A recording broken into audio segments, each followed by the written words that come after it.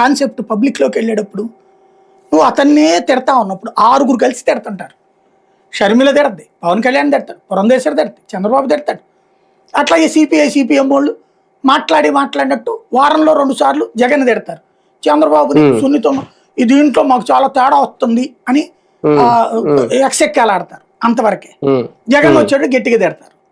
ఇవన్నీ ఏమవుతుంది, 6 కలిసి ఒక్కవైపు ఉండి జగన్ ఒక్కడే ఒక్కవైపు ఉన్నప్పుడు మీరందరూ పంచుకొని చక్కగా అద్భుతం, ఇదిగో అదే 99 పైసలకే కాగ్నిజెంట్ వచ్చేసింది, 99 పైసలకే ఇంకోటి వచ్చేసింది, మేము అంత చీఫ్గా భూములు ఇచ్చామంటే ఇందులో కొమ్ముకోవడం ఏం లేదు, జనాలు రావాలని కోరుకుంటున్నాం, ఉద్యోగాలు ఎగబడి వచ్చేస్తున్నారు, అసలు రేపు పొద్దున స్వర్గంలాగా కనబడుతుంది, హైటెక్ సిటీ చూడండి, మేము ఇక్కడ హైటెక్ సిటీ వచ్చేస్తుంది, అదిగో ఇవి చూపించుకోవాలి మీరు. ఎందుకంటే జనాలకి కోటి ఆశల పల్లకీలు రేకెత్తిచ్చాం 2014 నుంచి. ఎందుకని? ఈ దగులుబాజీలు అందరూ చేసిన తప్పు. రాష్ట్ర విభజన అనేది దగులుబాజీతనం. బాధ్యతాయుతంగా చేస్తే తప్పులే.